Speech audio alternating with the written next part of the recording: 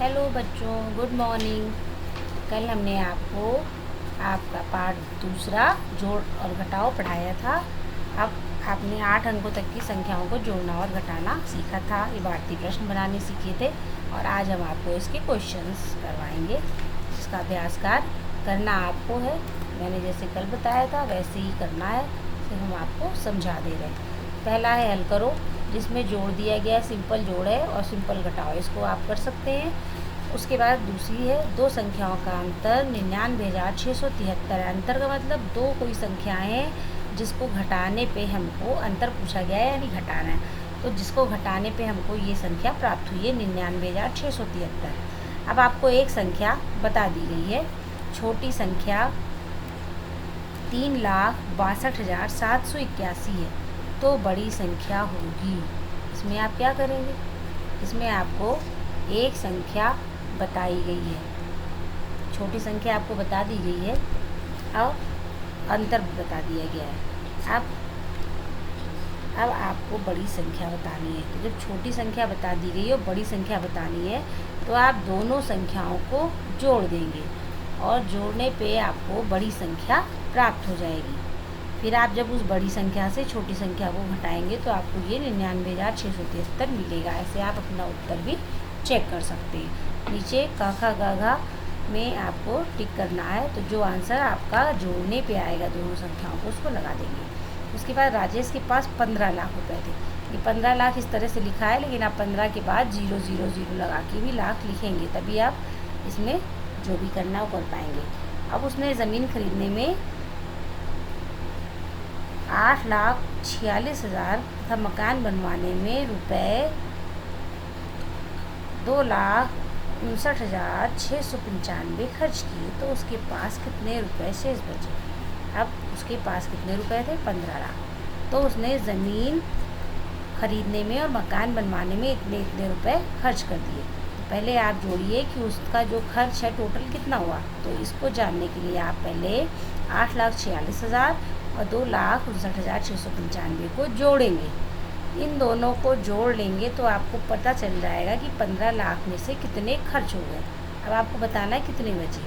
तो जितने खर्च हुए हैं उसमें से 15 लाख में से उतना घटा दीजिए, तो आपको पता चल जाएगा कि उसके पास कितने रुपए बचे। अब इसके बाद 7 अंकों की सबसे बड़ी और सबसे छोटी संख्याओं का अंतर निकालो। अंतर निकालो मतलब घटाओ। सबसे पहले आप 7 अंकों की सबसे बड़ी संख्या लेंगे। तो संख्या, बड़ी संख्या और छोटी संख्या हम आपको बता चुके हैं। 7 अंकों की सबसे बड़ी संख्या लिखनी है तो 7 बार आप 9 लिख देंगे, और इतने ही अंकों की सबसे छोटी संख्या लिखनी है तो आप उसको 1 फिर 0,0,0,0 लिख देंगे। वो आपकी सबसे छोटी संख्या हो जाएगी। 1 के बाद उतने 0 लिख देंगे। अब अंतर बताना है तो इसमें से आप घटा दीजिए। ये कितना हुआ आप जोड़िए, इकाई, दहाई, सैकड़ा, हज़ार, 10,000, लाख और 10 लाख, यानी 99,99,999। और नीचे आपकी कितनी आएगी? 10 लाख। अब 99 लाख में से आप 10 लाख घटा दीजिए। घटाने पे आपको दोनों का अंतर पता चल जाएगा। उसके बाद आपको क्या करना है, इसमें 6 अंकों की सबसे बड़ी संख्या जोड़कर योगफल लिखना है।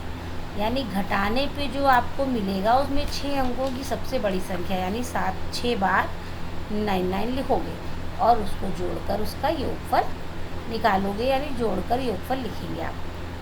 अब दो संख्याओं का योगफल 86,93,9201 है।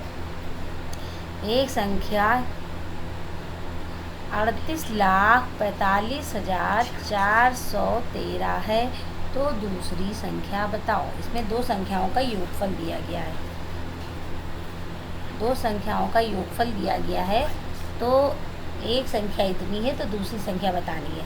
तो आप इस बड़ी संख्या से छोटी संख्या को घटा देंगे तो आपको दूसरी संख्या पता चल जाएगी। उसके बाद एक परीक्षा में इतने बच्चों में से इतने बच्चे उत्तीर्ण हुए। 2,78,472 बच्चे थे, उसमें से 2,18,659 बच्चे उत्तीर्ण हुए, यानी पास हुए। तो कितने बच्चे उत्तीर्ण हुए? तो इनमें से इतने बच्चों में से 2,00,000 78,472 बच्चों में से 2,18,659 बच्चे पास हुए थे।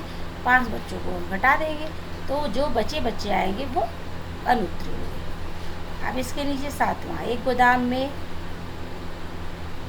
5,06,537 बोरियां चावल की और 24,68,136 बोरियां गेहूं की और 54,32,451 बोरियां चीनी की हैं।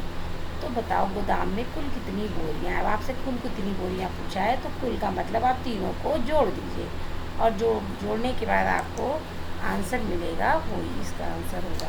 तो ये आपका लेसन समाप्त होता है। अब आप इसको एक्सरसाइज को कंप्लीट करिए। अब हम आपसे अगली वीडियो में मिलेंगे नए टॉपिक के साथ। Thank you.